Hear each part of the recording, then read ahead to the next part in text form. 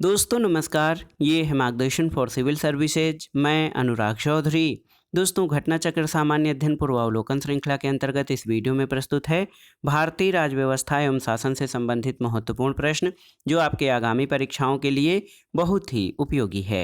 इस वीडियो में हम निर्वाचन आयोग से संबंधित महत्वपूर्ण प्रश्नों को सॉल्व करेंगे। तो आइए शुरू करते हैं आज का वीडियो। पहला प्रश्न है दोस्तों, भारत का संविधान निम्नलिखित अनुच्छेदों में से किस एक के अंतर्गत एक निर्वाचन आयोग का प्रावधान करता है? तो आप जानते हैं अनुच्छेद 324। दोस्तों आप जान लीजिए कि भारतीय संविधान के अनुच्छेद 324 के तहत संसद और राज्य विधानमंडलों तथा राष्ट्रपति और उपराष्ट्रपति पदों के निर्वाचन के लिए निर्वाचक नामावली तैयार कराने और इन निर्वाचनों के संचालन का अधीक्षण, निदेशन और नियंत्रण करने के लिए निर्वाचन आयोग का प्रावधान किया गया है। अगला प्रश्न है, भारत के संविधान का कौन सा अनुच्छेद भारतीय निर्वाचन आयोग की स्थापना से संबंधित है? तो ये है अनुच्छेद 324। दोस्तों अनुच्छेद 324 में भारतीय निर्वाचन आयोग की स्थापना से संबंधित प्रावधान हैं। अगला प्रश्न है, भारतीय संविधान के निम्नलिखित अनुच्छेदों में से किसमें निर्वाचन आयोग का प्रावधान है?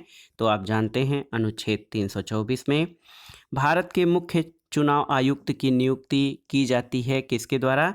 तो सही उत्तर है, भारत के मुख्य चुनाव आयुक्त को राष्ट्रपति के द्वारा नियुक्त किया जाता है।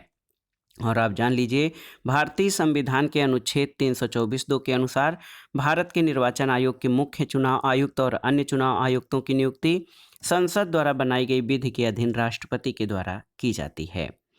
अगला प्रश्न है, भारत के संदर्भ में निम्नलिखित कथनों पर विचार कीजिए। तो इसमें देखिए मुख्य चुनाव आयुक्त और अन्य चुनाव आयुक्तों के समान अधिकार प्राप्त हैं किंतु मिलने वाले वेतन में असमानता है।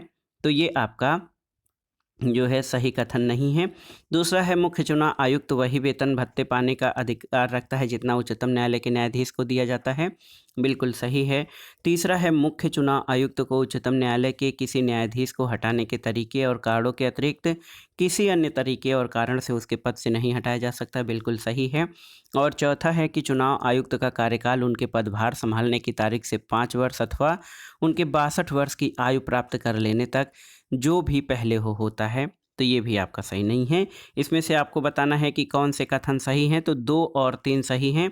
ऑप्शन बी आपका सही उत्तर है। दोस्तों मुख्य चुनाव आयुक्त और अन्य चुनाव आयुक्तों के अधिकार, वेतन, भत्ते आदि समान हैं और उन्हें वही वेतन मिलता है जो उच्चतम न्यायालय के न्यायाधीश को प्राप्त होता है। और आप जान लीजिए कि मुख्य चुनाव आयुक्त और अन्य चुनाव आयुक्त अपने पद पर 6 वर्ष या अधिकतम 65 वर्ष तक बने रहते हैं जो भी पहले हो, और मुख्य चुनाव आयुक्त को उसी रीति से हटाया जा सकता है जो उच्चतम न्यायालय के न्यायाधीशों के लिए वर्णित है। अगले प्रश्न पर आते हैं दोस्तों। यहाँ पर 3 कथन दिए गए हैं और इसमें से आपको बताना है कि कौन से कथन सही हैं। पहला है कि भारत के निर्वाचन आयोग की मुख्य निर्वाचन आयुक्त को उच्चतम न्यायालय के न्यायाधीश के वेतन के बराबर वेतन का संदाय किया जाता है। बिल्कुल सही है। और भारत के निर्वाचन आयोग के मुख्य निर्वाचन आयुक्त का कार्यकाल पद ग्रहण की तारीख से 6 वर्ष की अवधि या 65 वर्ष की आयु जो भी पहले आता है तक होता है।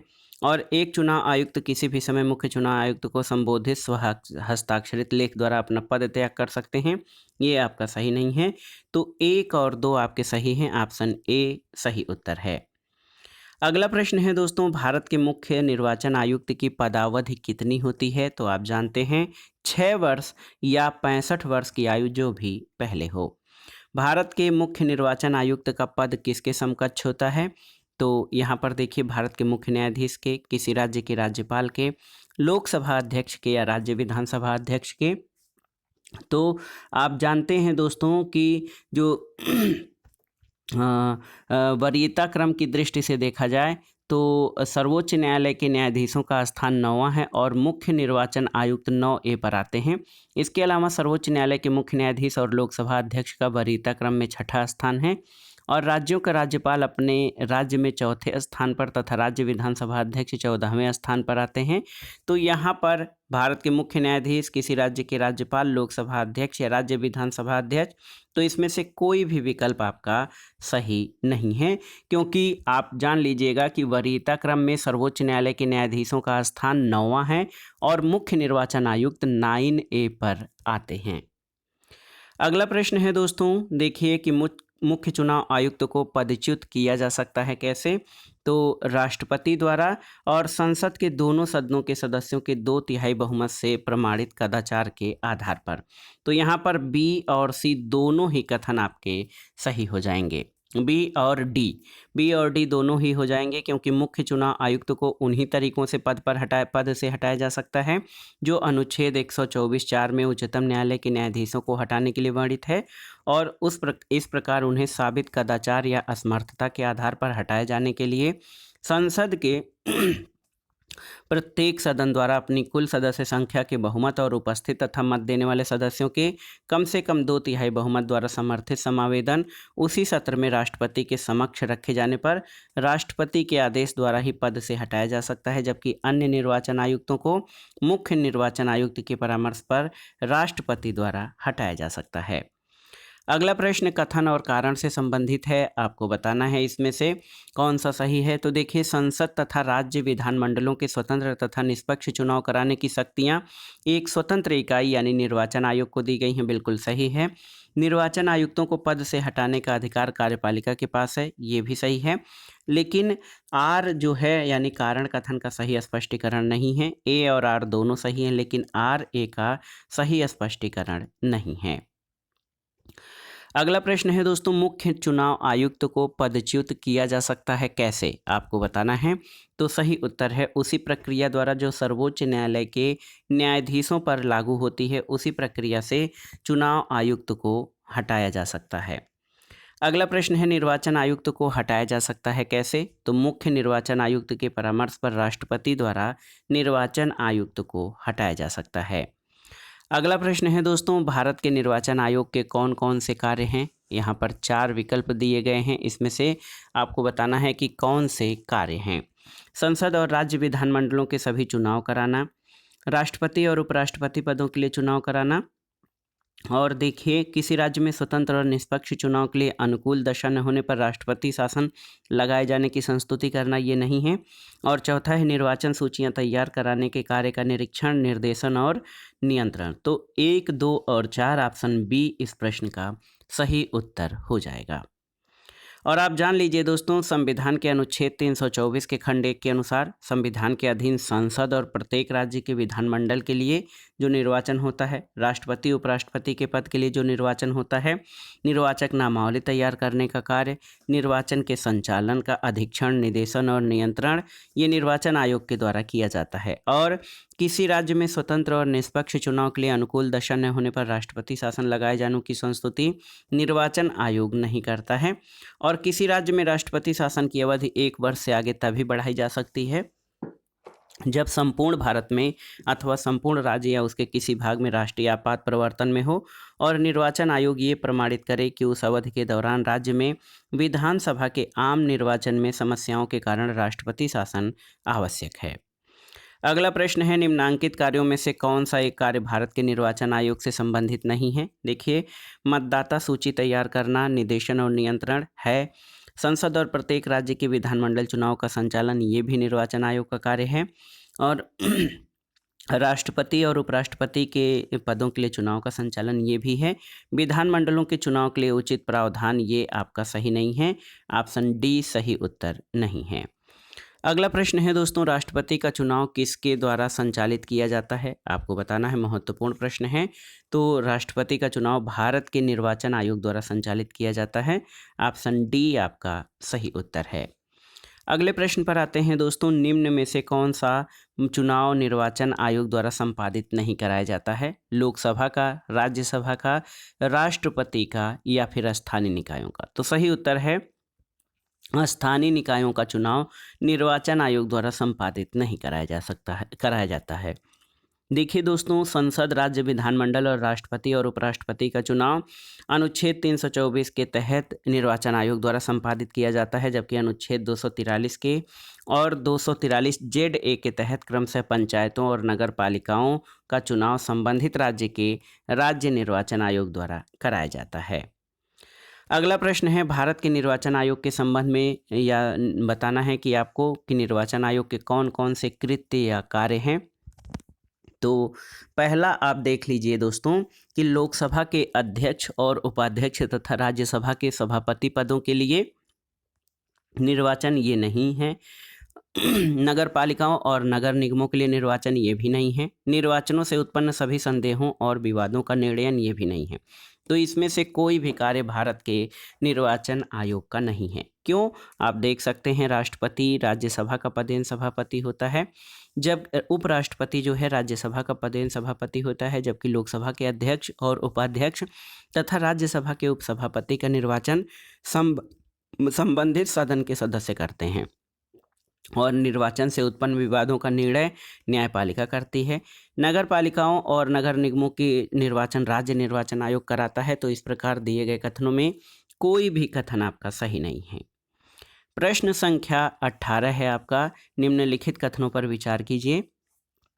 पहला कथन है कि भारत का निर्वाचन आयोग 5 सदस्यीय निकाय है। नहीं। और देखिए, संघ का गृह मंत्रालय आम चुनाव और उपचुनाव दोनों के लिए चुनाव कार्यक्रम तय करता है, ये भी सही नहीं है। और निर्वाचन आयोग मान्यता प्राप्त राजनीतिक दलों के विभाजन और विलय से संबंधित विवाद निपटाता है, तो सही है। केवल 3 आपका सही उत्तर हो जाएगा, ऑप्शन डी। अगला प्रश्न है दोस्तों, निम्न में से किसका संबंध चुनाव आयोग से नहीं है? आपको बताना है। चुनाव की अधिसूचना जारी करना, चुनाव चिन्ह का बंटवारा करना, चुनाव की वैधता का निपटान करना या फिर चुनाव शांतिपूर्ण ढंग से संपन्न कराना। तो चुनाव की अधिसूचना जारी करना जो है ये चुनाव आयोग से संबंधित नहीं है, क्योंकि निर्वाचन आयोग की सिफारिश पर चुनाव की अधिसूचना लोकसभा और राज्यसभा के लिए राष्ट्रपति तथा विधानसभा और विधान परिषद के लिए राज्य या संघ राज्य क्षेत्र के राज्यपाल और प्रशासक जारी करते हैं।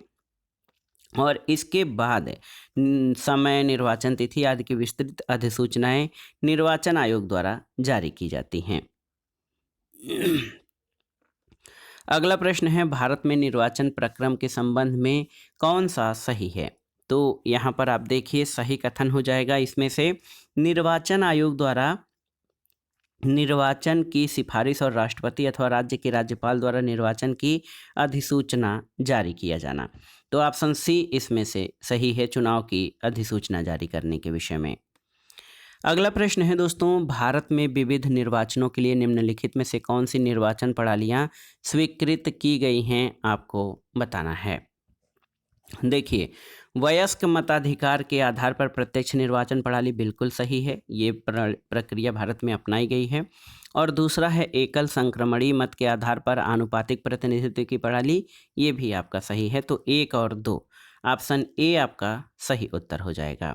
दोस्तों, भारत में निर्वाचन की प्रत्यक्ष और अप्रत्यक्ष दोनों ही निर्वाचन प्रणालियाँ अपनाई गई हैं।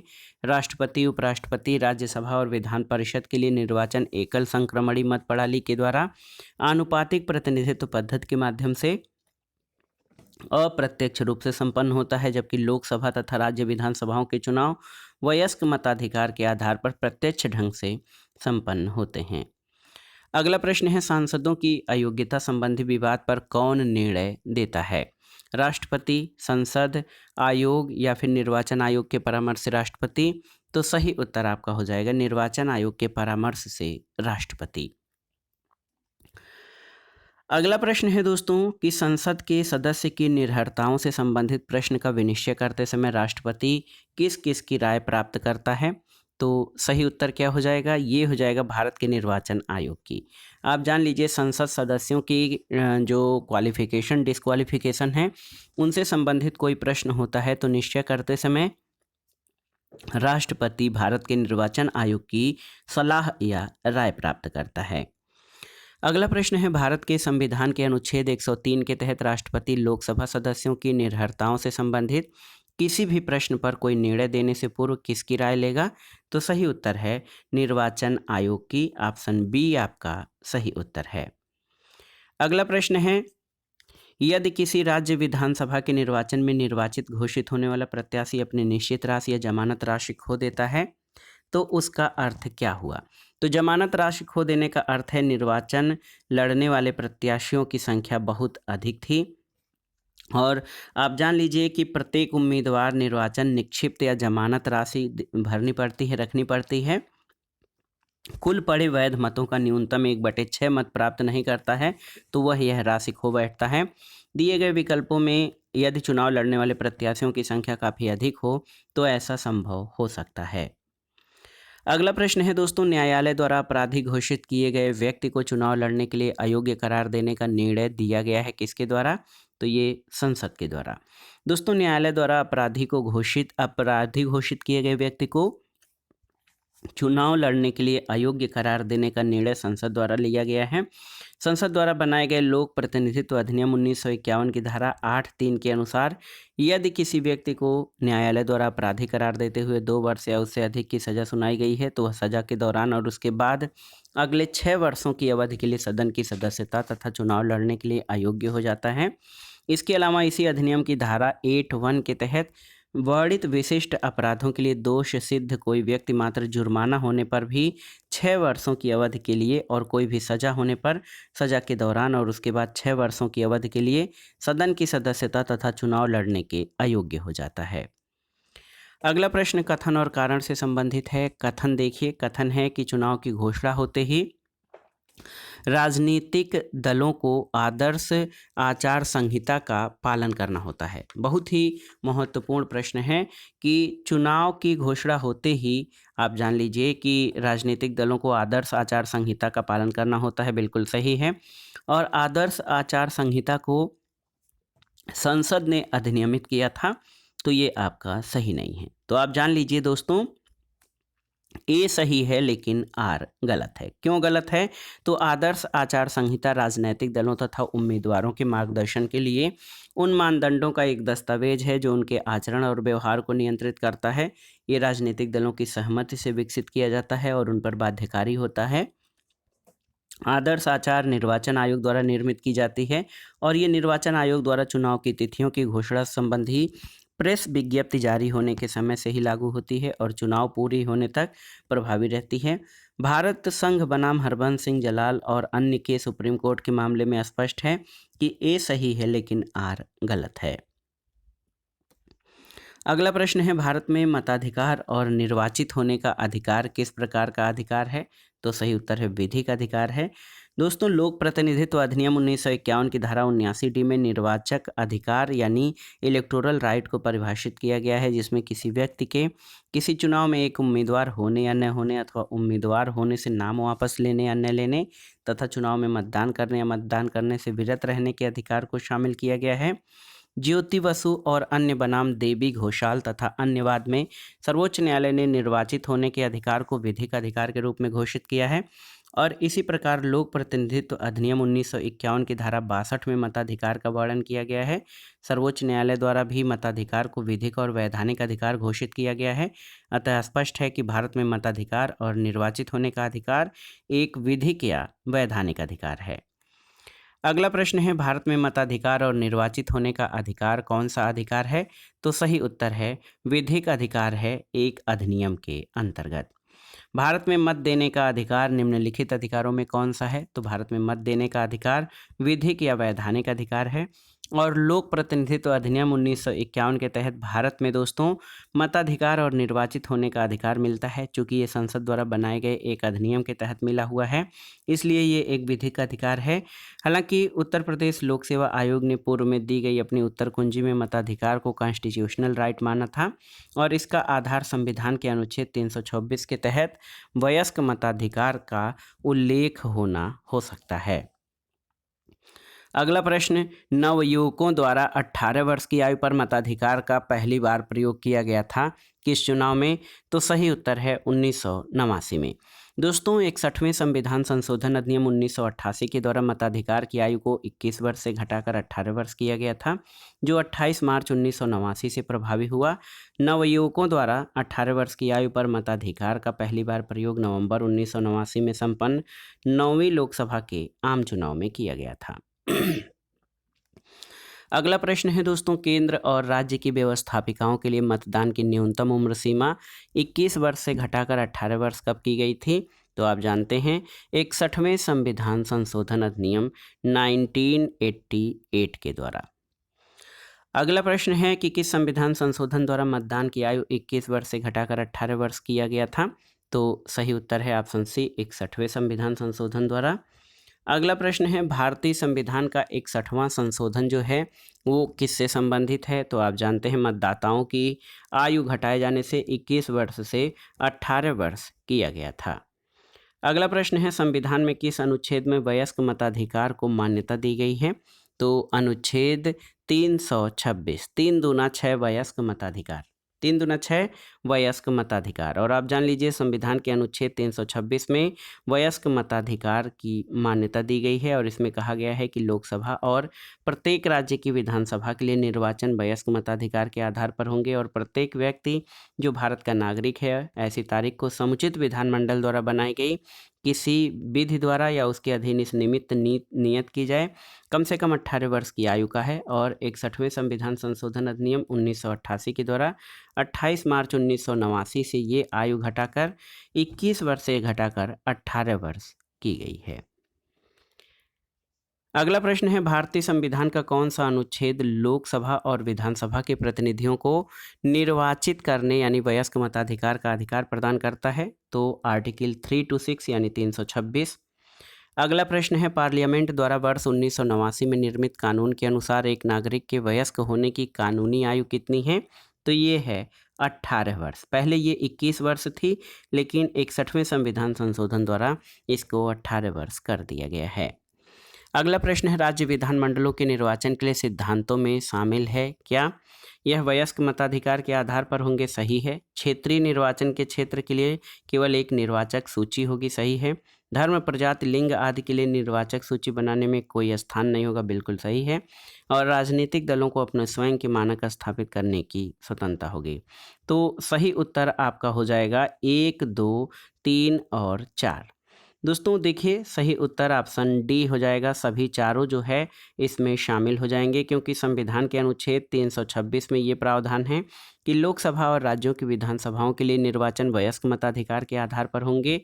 अनुच्छेद 325 के अनुसार प्रत्येक प्रादेशिक निर्वाचन क्षेत्र के लिए साधारण निर्वाचक सूची होगी और केवल धर्म, मूल वंश, जाति, लिंग या इनमें से किसी आधार पर कोई व्यक्ति ऐसी किसी सूची में शामिल किए जाने के लिए अपात्र नहीं होगा।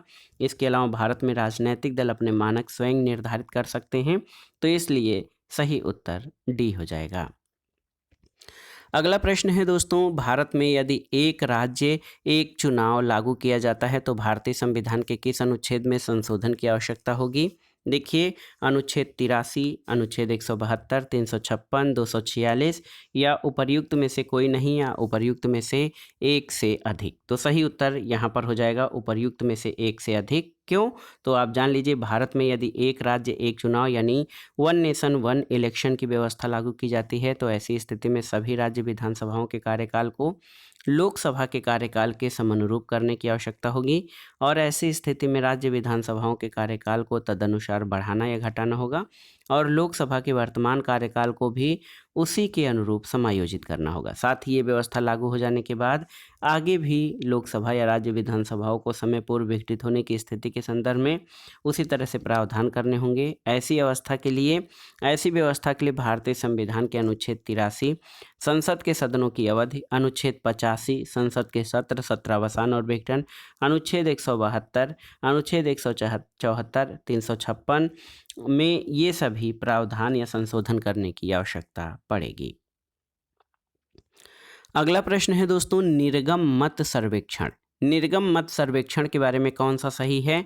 तो निर्गम मत सर्वेक्षण अभिव्यक्ति का प्रयोग मतदाताओं एग्जिट पोल जो होता है एग्जिट पोल, इसका प्रयोग मतदाताओं के उस निर्वाचनेतर सर्वेक्षण को व्यक्त करता है जिससे ये पता चले कि मतदाताओं ने अपने मताधिकार का प्रयोग किस प्रत्याशी के पक्ष में किया है। तो ऑप्शन ए आपका सही है। एग्जिट पोल वह पद्धति है जिसमें मतदान के तुरंत बाद ये पता लगाया जाता है कि मतदाताओं ने किस प्रत्याशी या दल के पक्ष में अपने मताधिकार का प्रयोग किया, जबकि जनमत सर्वेक्षण मतदान के पहले चुनाव के संबंध में जनता की राय जानने के लिए विभिन्न सर्वे एजेंसियों द्वारा कराया जाता है। अगला प्रश्न है 2009 के लोकसभा चुनाव में निर्वाचकों की संख्या मिलियन में कितनी है?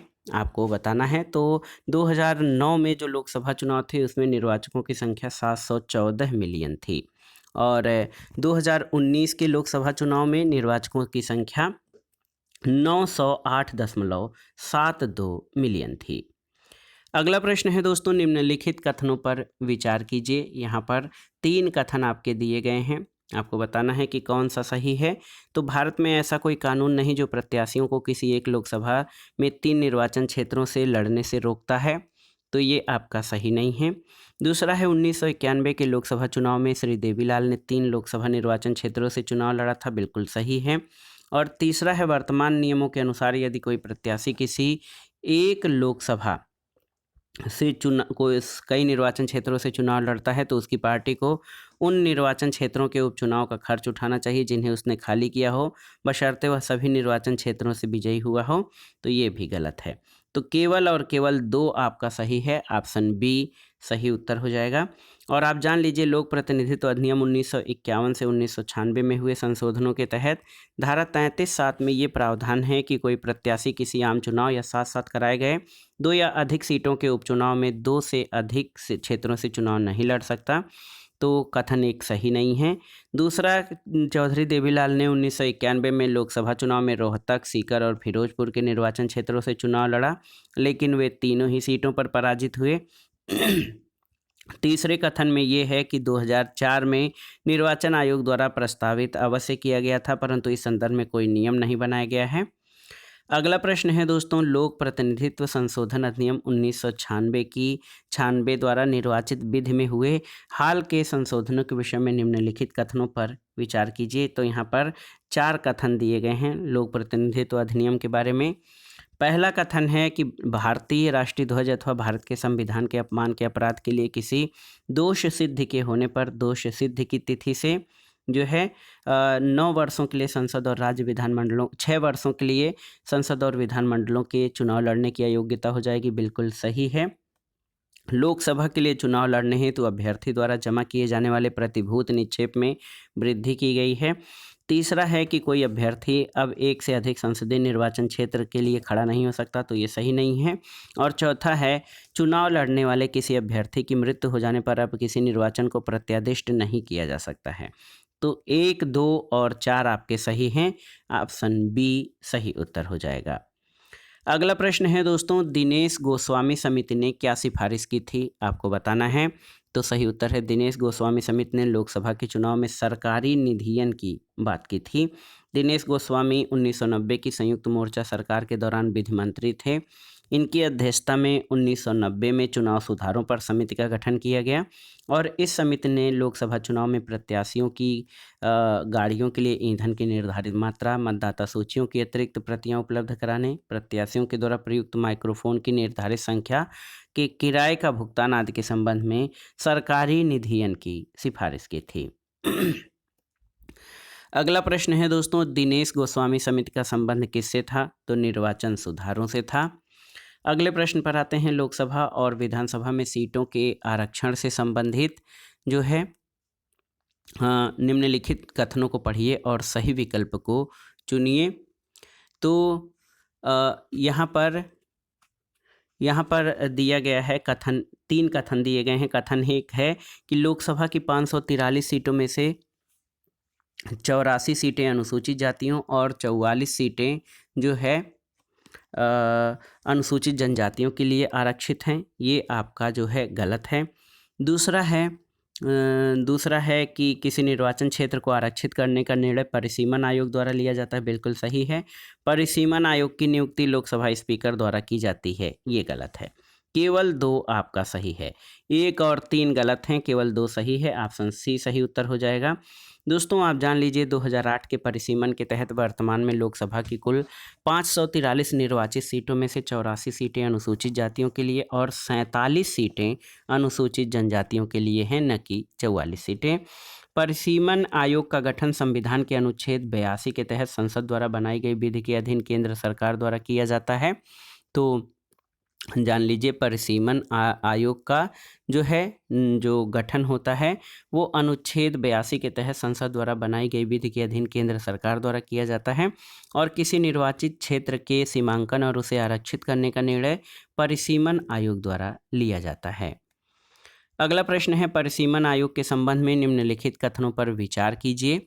तो यहाँ पर आप जान लीजिए परिसीमन आयोग के आदेशों को किसी भी न्यायालय में चुनौती नहीं दी जा सकती है, बिल्कुल सही है।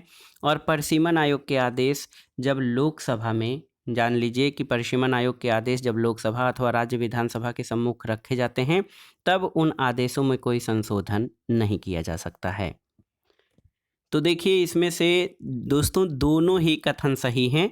ऑप्शन सी आपका सही उत्तर हो जाएगा। 1 और 2 दोनों परिसीमन आयोग के संबंध में सही हैं। परिसीमन अधिनियम के अंतर्गत परिसीमन आयोग की स्थापना भारत सरकार द्वारा की जाती है। इसका मुख्य कार्य विगत जनगणना के आधार पर चुनाव क्षेत्रों की सीमा निर्धारित करना होता है। ये आयोग एक शक्तिशाली संस्था है जिसके आदेशों का आप जान लीजिए कि किसी कानूनी न्यायालय में चुनौती नहीं दी जा सकती है और इसके आदेश लोकसभा और संबंधित राज्य विधानसभाओं के समक्ष रखे जाते हैं, किंतु इन्हें आयोग के आदेशों में सुधार की अनुमति नहीं दी जाती है। और अब तक भारत में 5 बार 1952, 63, 73, 2002 और 2020 में परिसीमन आयोग का गठन किया गया है। अगला प्रश्न है, नीचे 2 कथन दिए गए हैं, ए और आर यानी कथन और कारण दिए गए हैं। तो इसमें इस आधार पर आपको सही उत्तर का चयन करना है कथन और कारण पढ़ के। तो यहाँ पर देखिए दोस्तों, कथन है कि आनुपातिक प्रतिनिधित्व जो है की प्रणाली अल्पसंख्यकों के प्रतिनिधित्व की समस्या का कुछ हद तक समाधान कर सकती है, बिल्कुल सही है। कारण है कि आनुपातिक प्रतिनिधित्व की प्रणाली निर्जातीयता, लिंग हितों और विचारधाराओं पर आधारित सभी प्रकार के समूहों के यथोचित प्रतिनिधित्व को सुलभ बनाती है, बिल्कुल सही है। तो ए और आर दोनों सही हैं और आर ए की सही व्याख्या कर रहा है। अगला प्रश्न है दोस्तों, आनुपातिक प्रतिनिधित्व की व्यवस्था निर्वाचन क्रिया प्रणाली के रूप में सुनिश्चित करती है क्या? तो उत्तर है अल्पसंख्यकों का प्रतिनिधित्व। आप जान लीजिए आनुपातिक प्रतिनिधित्व की व्यवस्था जो है अल्पसंख्यकों के प्रतिनिधित्व को सुनिश्चित करती है। अगला प्रश्न है दोस्तों, उस देश में आनुपातिक प्रतिनिधित्व आवश्यक नहीं है जहां पर कोई आरक्षित निर्वाचन क्षेत्र है, द्विदलीय प्रणाली विकसित हुई है, पहला आए सब ले जाए, फर्स्ट पास्ट द पोस्ट पद्धति प्रचलित है और राष्ट्रपति और संसदीय शासन प्रणाली का सम्मिश्रण है। तो सही उत्तर है जहां पर द्विदलीय प्रणाली विकसित हुई है वहां पर आनुपातिक प्रतिनिधित्व प्रणाली आवश्यक नहीं है। आनुपातिक प्रतिनिधित्व प्रणाली का उद्देश्य समाज के प्रत्येक समूह को समुचित अनुपात में प्रतिनिधित्व उपलब्ध कराना है। जहां देश में मात्र 2 दल हैं या द्विदलीय प्रणाली विकसित हुई है वहां यह महत्वहीन हो जाती है। अगला प्रश्न है, भारत के मतदान के लिए प्रयोग की जाने वाली मशीन वीवीपैट का संस्करण क्या है? तो आप जान लीजिए कि ये M3 संस्करण का है। पारदर्शी व्यवस्था की आधिकारिक पुष्टि के लिए निर्वाचन आयोग द्वारा voter verified paper audit trail यानी वीवीपैट का प्रयोग हो रहा है। वर्तमान समय में मतदान के लिए वीवीपैट युक्त ईवीएम का M2 M3 संस्करण आयोग द्वारा प्रयोग में लाया जा रहा है। अगला प्रश्न है दोस्तों, निर्वाचन आयोग को 3 सदस्यीय आयोग किस वर्ष बनाया गया था? तो आप जान लीजिए 1989 में। भारत के निर्वाचन आयोग में मूलतः एक मुख्य निर्वाचन आयुक्त ही होता था। 16 अक्टूबर 1989 को सबसे पहले निर्वाचन आयोग में 2 अतिरिक्त निर्वाचन आयुक्तों को नियुक्त की गई, लेकिन 1 जनवरी 1990 तक ही ये पद रहे। फिर बाद में 1 अक्टूबर 1993 को पुनः 2 अतिरिक्त निर्वाचन आयुक्तों की नियुक्ति की गई। तब से ये आयोग 3 सदस्यीय आयोग है। अगला प्रश्न है, निम्नलिखित में से कौन भारत के चुनाव आयोग का सदस्य नहीं था? डॉक्टर MS गिल, NB लोहानी, TS कृष्णमूर्ति या फिर B लिंगदो? तो सही उत्तर है NB लोहानी। 2000 में डॉक्टर MS गिल जो है चुनाव आयोग के अध्यक्ष थे। कृष्णमूर्ति और लिंगदो अन्य सदस्य थे। बाद में लिंगदो और कृष्णमूर्ति भी चुनाव आयुक्त बने। NB लोहानी चुनाव आयोग के सदस्य नहीं थे।